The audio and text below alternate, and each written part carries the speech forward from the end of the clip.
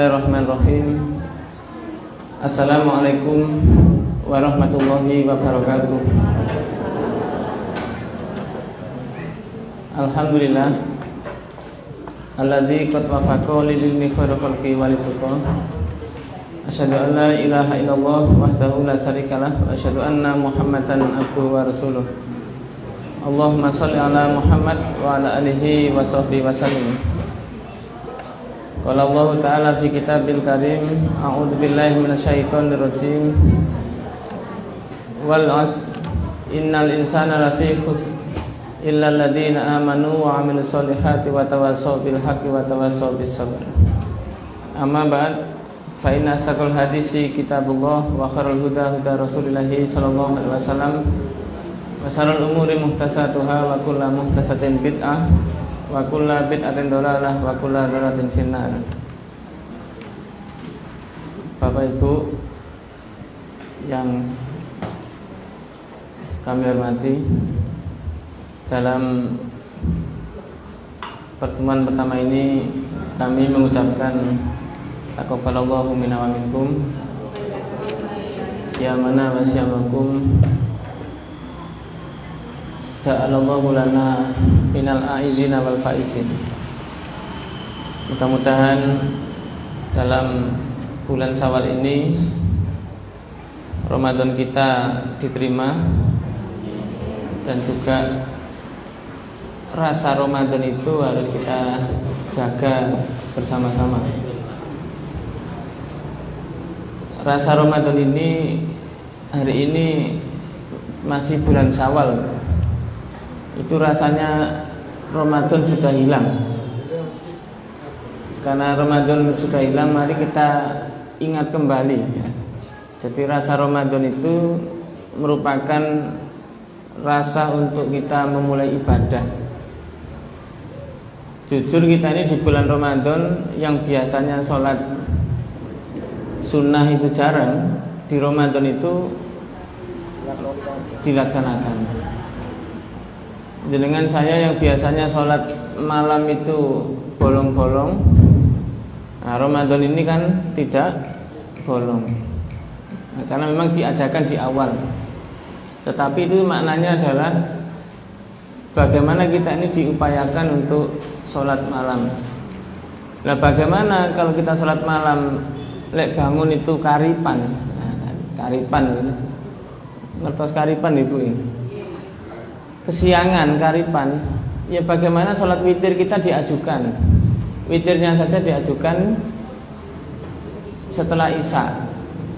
Baru nanti kalau mau bangun malam silakan dengan sholat tahajud. Jadi kalau kita nanti sholat tahajud, sholat witir ditaruh terakhir, nah kita ini kebablasan, nah itu nanti malam tidak dapat apa-apa. Maka mari sholat malam kita ini kita maksimalkan, minimal witir diletakkan setelah sholat sunnah isya tadi, sholat sunnah itu. Nah Bapak Ibu sekalian, hakikatnya Ramadan ini kan untuk menjaga 11 bulan yang setelah Ramadan. Jadi mulai Syawal, Dzulqa'dah, Dzulhijjah, Muharram, Safar, dan seterusnya sampai menuju Ramadan kembali. Rasa Ramadan ini tetap ada. Rasa Ramadan harus tetap selalu ada. Jadi ayo kita bersama-sama rasa Ramadan ini selalu kita bawa. Kadang kita ini merasa Ramadan ini sudah lewat-lewat. Nah, bagaimana rasa Ramadan yang kita lakukan? Yang panjenengan puasa Ramadan penuh, nah yuk minimal Senin Kemis. Dilakukan lagi mungkin puasa tengah bulan yang pernah diajarkan oleh guru kita. Ya, tengah bulan Senin Kemis itu juga membuat rasa Ramadan muncul. Memang puasa itu tidak mengalahkan Ramadan.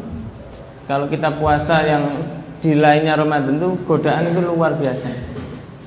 Maknanya godaan itu, nek temene makan itu ya sudah di ojo-ojoki mangan gitu. Akhirnya makan sudah. Ini perlu kita jaga bersama-sama rasa Ramadan itu sehingga kita selalu senantiasa beribadah ini tidak lupa. Tidak lupa. Bapak Ibu sekalian, di dalam melaksanakan kehidupan kita sehari-hari, Ini karena perdana saya buka sedikit. Bagaimana manusia ini mempraktekkan kehidupan itu ternyata tidak mudah. Kenapa tidak mudah? Panjenengan saya ini ngaji itu ketoknya ngaji, tapi godaannya juga tidak mudah. Maka Imam Syafi'i radhiyallahu anhu beliau menyampaikan ada satu surat yang manusia itu semuanya hafal tetapi jarang mempraktekkan, jarang mengamalkan. Satu surat di dalam Al-Quran ini semuanya hafal. Nah, kalau tidak percaya coba kita tanya masing-masing. Siapa yang tidak hafal surat Al-Asr? 3 ayat kan Pak? Pendek kan? Ibu-ibu ada yang tidak hafal 3 ayat ini? Hafal semua. Tetapi dipraktekkan ini jarang. Dan kalau beliau Imam Syafi'i menyampaikan begitu, memang sudah melakukan riset, penelitian. Ya memang begitu manusia itu. A'udzubillahi minasyaitonirrajim wal 'asr. Demi masa, demi waktu. Kenapa Bapak Ibu Allah ini bersumpah kepada waktu? Yang mana waktu itu Allah yang membuat kan? Wasyamsi waduhaha wal qamari idza talaha dan seterusnya. Itu Allah membuat makhluk namanya waktu, matahari dan semuanya itu. Tapi Allah bersumpah dengan makhluk yang diciptakan oleh Allah. Apakah Allah bersumpah? Wallahi, tidak mungkin. Berarti ada Allah lagi selain Allah, ada Tuhan lagi selain Allah. Maka Allah itu saking ini mungkin kita ya, saking nemeni itu sumpah kepada makhluk yang dibuat oleh Allah. Kenapa? Bapak Ibu, waktu ini kan sangat cepat. Saya tanya ke Pak Karyadi, Pak Karyadi, panjenengan ngaji di sini sudah berapa tahun, Pak? Nah ini maknanya gini. Bapak Ibu masih ingat yang di sini dulu pernah ngaji di bawah, gitu. Itu kira-kira dari bawah menuju ke sini itu pindah ke sini sudah berapa tahun? Dalam 20 tahun. Seingat saya pondok ini diresmikan itu 2005. Nah 2005. Berarti 2005 diresmikan, itu yang diresmikan. Yang pemula seperti Bukhari Sobat Gufron yang masih di bawah itu ya lebih lama lagi, lebih lagi. Nah kalau dia hitung 2005 yang resmi tadi menuju sekarang berarti berapa tahun? 16 tahun. Nyundur 16. Waktu ini cepat Pak, tidak terasa. Kayak kemarin ya, tapi sudah begini. Nah jangan sampai kita ini waktu ini rugi, terbuang-buang. Innal insana sak temene manusia lafi khusrin iku yakti ing dalam kerugian. Ini dimaknai lebih luas Bu.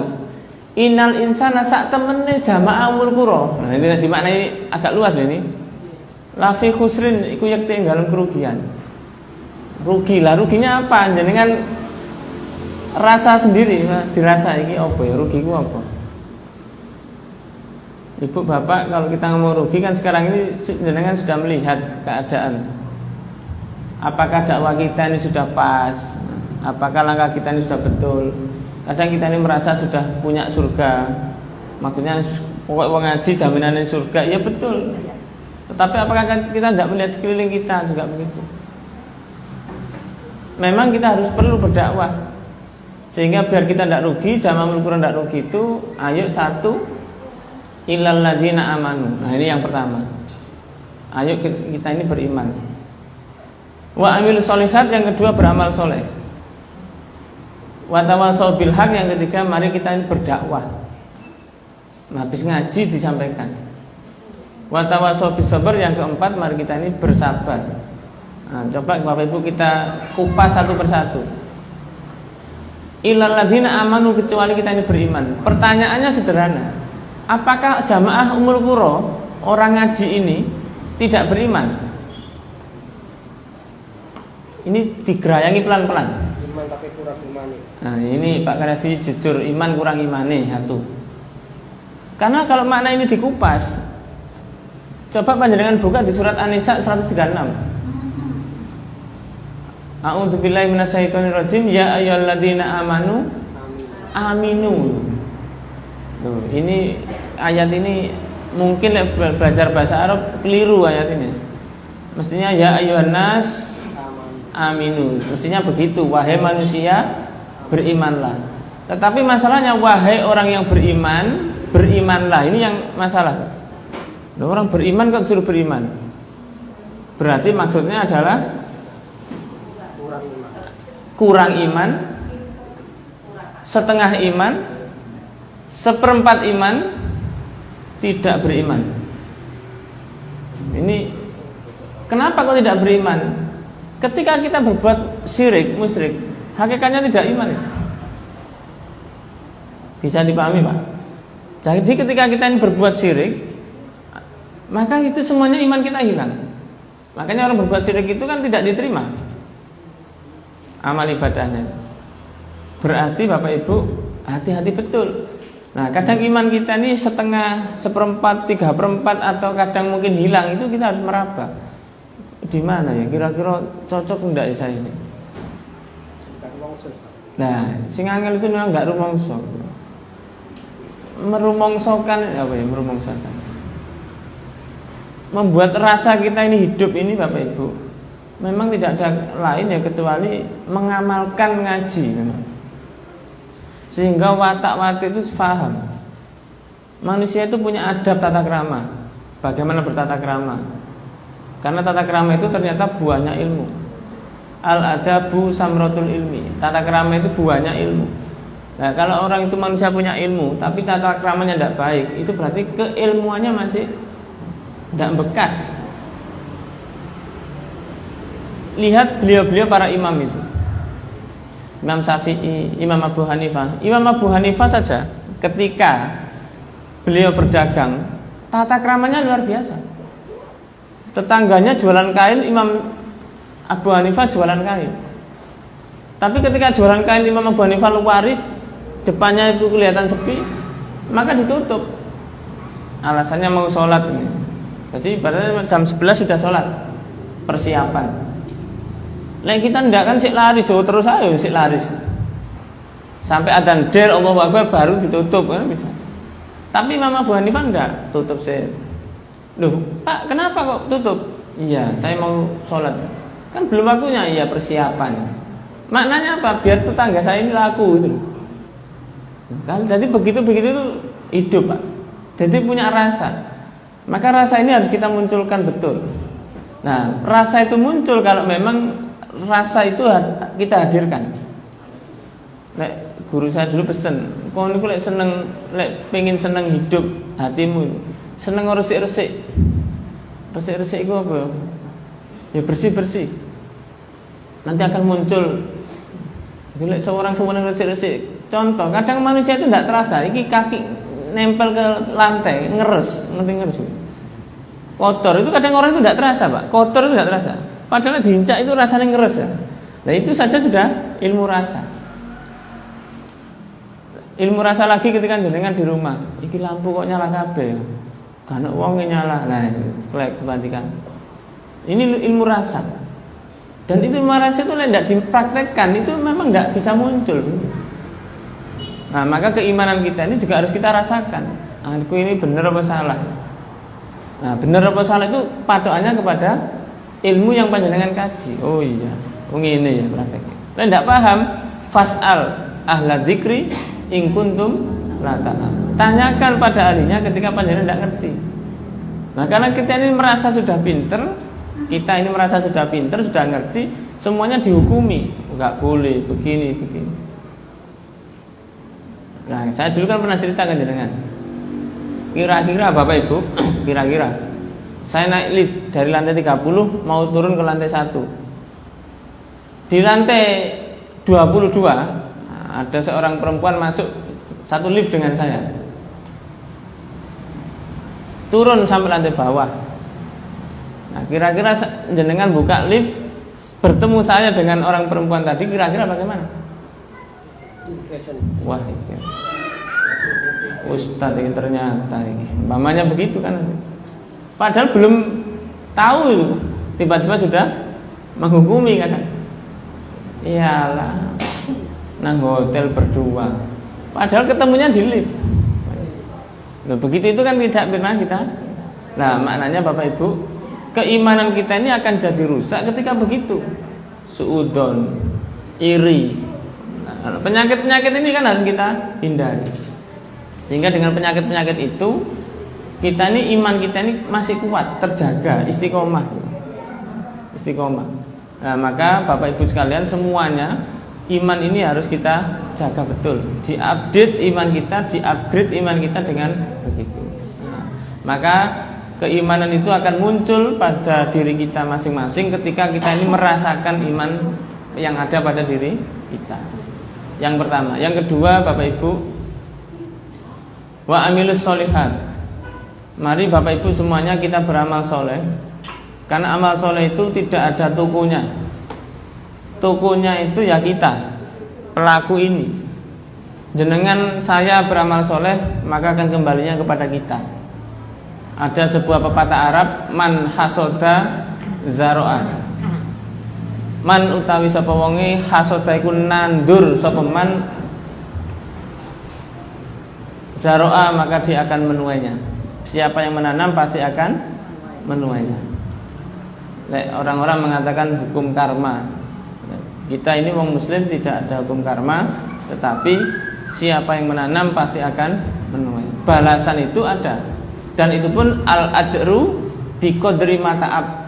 Al-ajru utawi balasan, ganjaran, pahala biqadri mata'ab, itu kelawan kesusahan, kepayahan orang tersebut. Nah, jenengan saya berbuat baik, jangan nanggung-nanggung. Bisanya bagaimana? Sesuai dengan kemampuan. Sesuai dengan kemampuan. Termasuk begini Bapak Ibu, jenengan umpama tidak bisa menjenguk orang karena sesuatu hal, tidak bisa menjenguk, mungkin jenengan doakan. Nah, kadang kita ini melupakan yang kecil-kecil itu. Nah, doa itu ternyata dari siapapun bisa kita lakukan, meskipun jarak kita ini jauh. Kadang manusia itu kan seolah-olah ben ketok. Nah, ben ketoknya itu ketok jenggere ada, ketok orangnya ada. Tapi doa itu kadang enggak dihiraukan, padahal disitulah kunci-kunci doa itu. Nah, mungkin panjenengan beramal soleh. Beramal soleh itu ada yang tampak, ada yang tidak tampak. Dan tidak semuanya harus ditampakkan. Tidak semuanya. Bisanya bagaimana kita ini bisanya? Nah, kalau sudah begitu, maka tidak ada alasan kita ini tidak beramal soleh. Tidak ada alasan, Pak. Tidak ada alasan. Jenengan emosi, nahan emosi aja sudah amal soleh. Maka ada kalimat di dalam hadis itu, kullu ma'rufin shadaqah. Jadi setiap perkara yang baik itu nanti akan dijadikan shadaqah. Lah itulah maka menjadi shadaqah kita. Amal soleh ini yang harus kita pupuk terus sehingga menjadi kebaikan-kebaikan kita. Apapun. Apa yang paling murah tidak bayar? Amal soleh sederhana.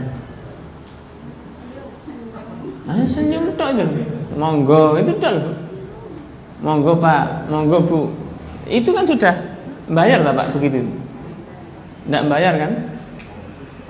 Nah, termasuk karena tidak bayar ini umpama ini katakanlah admin Ummul Qura ngirim pengajian. Nah, jenengan sedekah, like, subscribe. Ini bukan ngajari enggak, tapi begitu itu karena rating nanti akan dilihat orang. Nah, itu coba sedekah, like, subscribe ini kan enggak ada bayarnya itu. Nah, itu coba belajar di like, subscribe supaya. Kenapa demikian? Kita ini sekarang belajar untuk berbuat baik. Apapun. Tidak harus bentuk duit, tapi bentuk amal-amal itu menjadi kebaikan. Nah, kalau demikian Pak, amal baik itu akan nampak di muka itu. Orang itu akan kelihatan, dalam arti apa? Islam itu akan tampak ketika amal-amal kita ini begitu baik. Ketemu orang ya senyum betul, tidak senyumi separuh-separuh. Ada orang itu senyum itu separuh. Maka di Jepang itu ada kursus senyum. Ada kursusnya.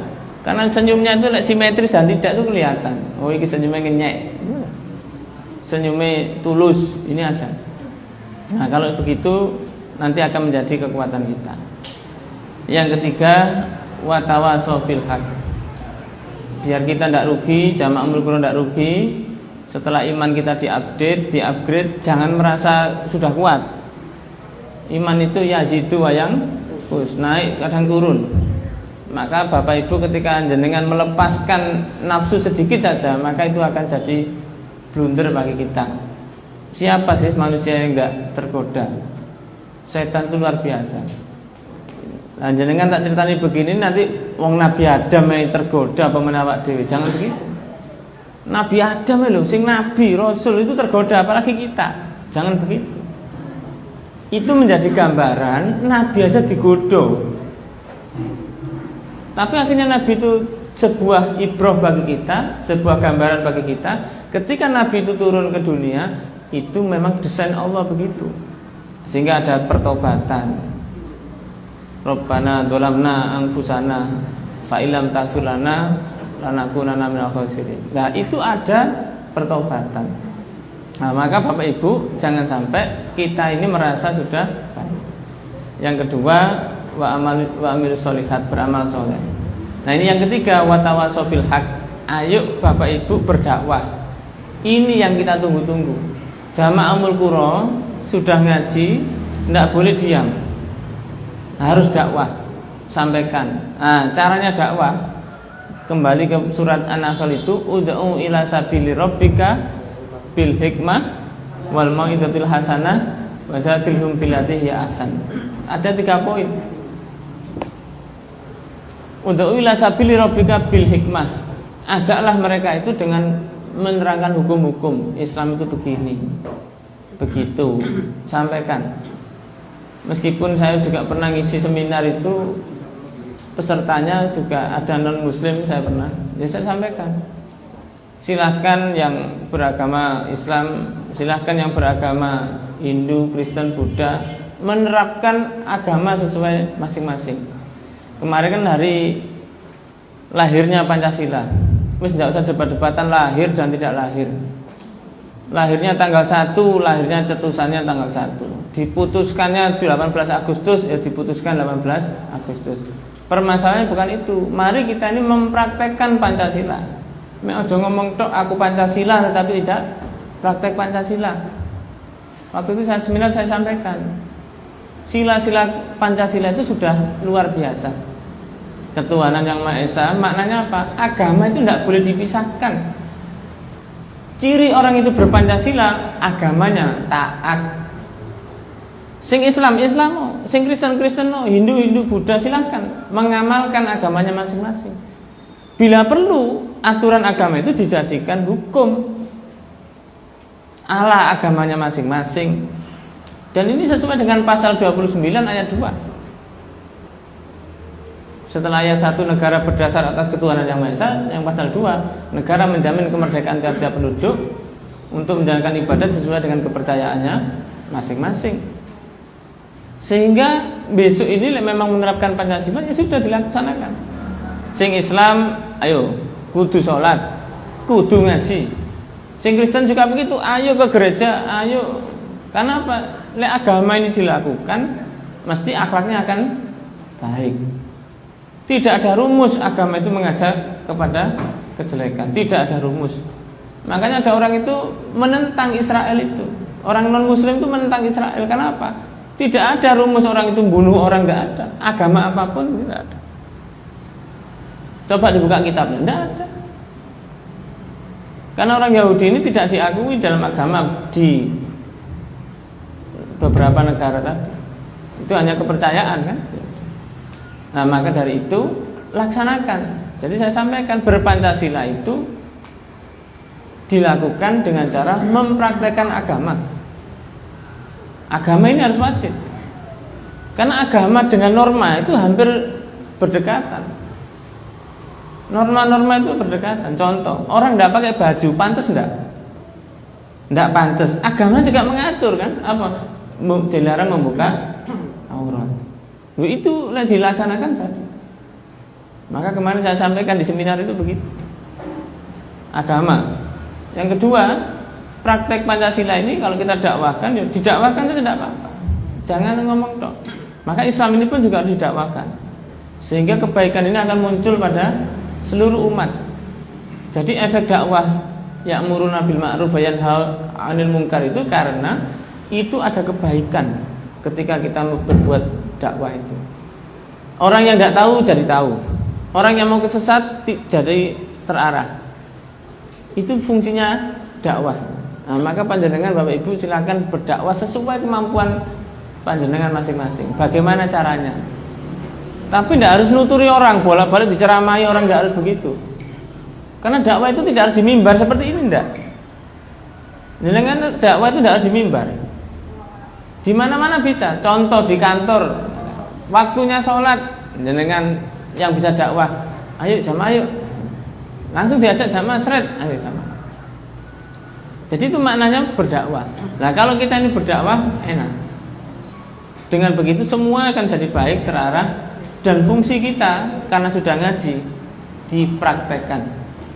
Termasuk dakwah bagaimana jenengan memberikan contoh. Jenengan itu orang yang amanah. Sehingga ketika jenengan amanah orang melihat, bapak itu, ibu itu ternyata begitu. Nah, ternyata memang praktek ini susah, sulit. Makanya Nabi itu dianggap Al-Quran yang berjalan itu karena akhlaknya Nabi itu luar biasa. Nanti orang melihatnya Nabi itu begini Nabi, ngomongin betul, prakteknya juga betul.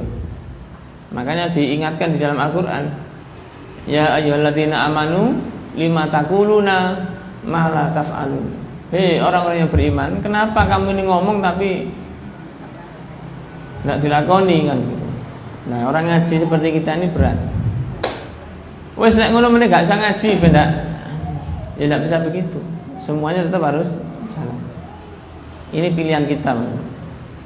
Nah, dan yang terakhir kita diingatkan wa tawassaw bis sabr. Ayo kita ini bersabar.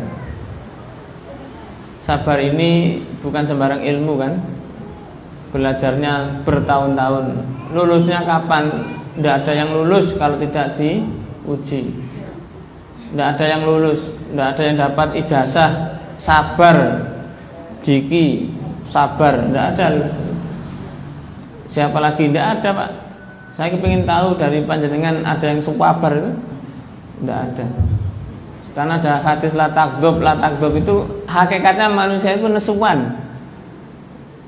La takdzub. Nah, kan begitu. Walakal jannah. Nabi kan sampai ngulangi 3 kali la takdzub. Karena penesuan kita ini jadi manusia gampang muring-muring. Ojo ngono ya. Kesabaran kula sentek awas. Enggak, kesabaran disentek. Lah ngomong ngono iki mulai hilang sabarnya juga. Mulai hilang, bukan hilang, mulai hilang nanti. Nah, tetapi kan ada orang itu lakukan dengan boleh berwajah tidak sabar tapi hati tetap sabar. Makanya lek guru-guru dulu itu ikhlas. Gepuk murid itu gepuk dohirnya tapi hatinya mbek ndongakno setane hilang begitu. Gepuknya sambil begitu. Bukan lagi kita gepuk saat ini kurang ajar, ini saat ini melok ngomong kurang ajar itu bedanya. Akhirnya emosi kan, bukan. Tapi guru-guru dulu digepuk itu sambil mendoakan. Muga-muga dadi apik, muga-muga dadi apik begitu. Nah kita ini beda. Gepuknya sambil batin, kurang ajar, ikut kurang ajar. Nah maka kita hilangkan begitu. Nah ayat sabar ini dibuka di surat Al-Imran terakhir. Bagaimana ujian kesabaran di kita?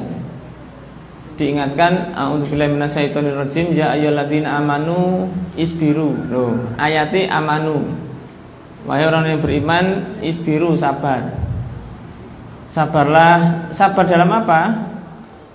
Melaksanakan perintah Allah, dan menjauhi larangan. Isbiru, bedanya apa Pak? Isbiru, wasobiru, warobitu. Isbiru ini maknanya kita disiapkan untuk sabar menjalankan perintah dan menjauhi larangan. Berat. Dengan malam-malam yaiku kesel diajak tahajud. Ngantuk-ngantuk subuh adzan, as-sholatu khairum minan naum. Ono sing sik mlungker ya ono. Ya memang itulah keberadaan kita. Manusia itu akan diuji ya seperti itu. Ya kita harus sabar. Ngantuk, capek, iya, tapi harus kita laksanakan. Nah ini sih dianggap mudah. Levelnya menjalankan perintah, menjauhi larangan itu dianggap masih mudah. Sing berat waso biru. Yang kedua, sabarkanlah. Sabarkanlah dalam arti apa? Persiapan Bapak Ibu, saya, panjenengan semua akan diuji oleh Allah. Nah ini diuji oleh Allah itu dalam rangka apa? Allah ngetes kemampuan kita, kesabaran kita sampai di mana. Nek anak-anak dulu kita dulu sekolah ada Eptanas, masih ingat Bu ya? Eptanas. Baru dikatakan lulus kalau Eptanasnya jadi. Sampai ada yang ngerepek, sampai ada yang gawe kerepekan apa? Contekan macam-macam. Kepingin lulus. Nah, mungkin kita juga begitu. Lek kepingin lulus ya nyontek-nyontek ya enggak apa-apa. Ini makanya saya ngajari nyontek bukan berarti itu lah. Maksudnya delok koncone, oh konco saya ngono ya. Berarti saya kudu ngene. Jadi belajar dari ibro-ibro itu. Nyontek tetangga-tetangga teman itu. Oh, berarti wong diuji ku ngene, saya harus ngene. Diuji itu begini, saya harus begini. Nah, itu latihan, Pak. Contekan. Tapi bukan contekan dalam arti jenengan lek ujian terus nyontek gitu tidak. Maksudnya nyontek teman-teman sekitar ben lulus. Nah, kita lek ujian nyontek sebelum ujian nyontek sinau maksudnya begitu. Baru nanti Bapak Ibu, waso biru itu nanti kita akan dihadapkan pada hal-hal yang tidak kita inginkan. Mesti itu, mesti. Kemudian yang berikutnya, ujian itu kan ada dua. Ada kebaikan dalam bentuk baik, ada yang tidak baik. Manusia itu rata-rata lek diuji tidak baik itu agak ilingi, banyak ingatnya. Tapi diuji kebaikan ini biasanya banyak yang tidak lulus. Seolah-olah Allah sayang dengan dia, dikasih kebaikan-kebaikan. Makanya ini bagi kita harus sadar. Pama contoh, dikasih duit banyak, dikasih harta melimpah, jenengan tidak kekurangan. Ini harus tenang. Iki istidraj atau memang bagi kita. Ini ujian bagi saya atau memang berkah bagi saya. Ini coba diangan-angan. Agak susah ini Pak. Soalnya orang kalau senang terdapat nikmat itu banyak senangnya. Wis merasa itu Allah senang dengan kita, digerojok nikmat. Itu juga hati-hati. Tetapi juga banyak yang lulus. Akhirnya dia banyak sedekah, dia banyak mengeluarkan itu macam-macam. Ada juga yang lulus. Tetapi sebaliknya ujian itu dalam bentuk susah. Wah, kita ini ngeluh. Aduh. Tetapi jangan lupa idza asabatu musibah qalu innalillahi wa inna ilaihi raji'un. Semuanya ini akan kembali kepada Allah. Maka Bapak Ibu menghadapi ujian itu ya lek lagunya Dewa itu kan hadapi dengan senyuman. Dihadapi saja dengan senyuman. Mungkin ini Allah menaikkan derajat saya, maka saya ini harus senyum. Meskipun dengan susah, tapi juga harus senyum. Susah jangan ditunjukkan ke manusia, senyum saja ke manusia. Susahnya jenengan adukan kepada Allah ketika malam hari, ketika kondisi sepi, tidak ada orang, jenengan nangis silahkan susah di sana. Tetapi untuk ketemu manusia jangan kelihatan susah. Itu yang harus kita lakukan. Wasobirunya di situ. Yang ketiga warobitu. Ayo kita bersiap-siap. Bapak Ibu siap-siap. Robitu, kita harus bersiap-siap. Apa yang kita siapkan, apapun yang bisa kita siapkan. Persiapan kita ini harus matang. Dan semuanya harus kita siapkan. Semuanya, apa saja. Persiapan menghadapi pribadi kita. Dengan saya itu tidak ngontrol diri, kira-kira dirinya terarah enggak? Diri kita ini. Kadang kita ini kan ketok orang, itu koyo-koyo wapi kan gitu Pak. Ketok orang. Tapi tidak kelihatan orang, balik bulat. Karena tidak ketok. Maka kita ini hakikatnya baik karena Allah belum membuka aib kita itu. Bisa dipahami Pak? Aib kita belum dibuka oleh Allah, belum. Aib kita dibuka oleh Allah, hati-hati. Maka jangan sampai aib kita ini terbuka. Nangislah, banyaklah istighfar kepada Allah. Memang agak susah ini, Pak. Nah, maka kita latihan. Robitu kita siapkan betul bagaimana kita ini. Sudahlah, mau kemana kita ini. Kadang saya pikir-pikir juga begitu. Ya, bagaimanapun kasus COVID itu juga membuat kita juga berpikir. Meskipun ada yang mengatakan ini konspirasi apa tidak, kita lewatilah masa itu. Yang penting ibrohnya yang kita ambil. Ibrohnya yang kita ambil, bagaimana kita ini bisa melihat dari sisi 1, 2, dan 3-nya itu. Maka Bapak Ibu, persiapan-persiapan ini perlu kita siapkan betul dengan matang.